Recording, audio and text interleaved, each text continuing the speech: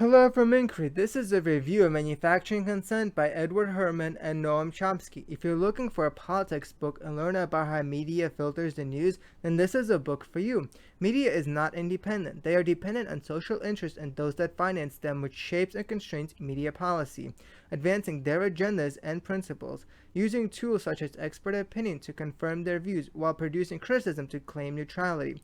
What is put into news is decided by owners and managers who want to earn an income using the news.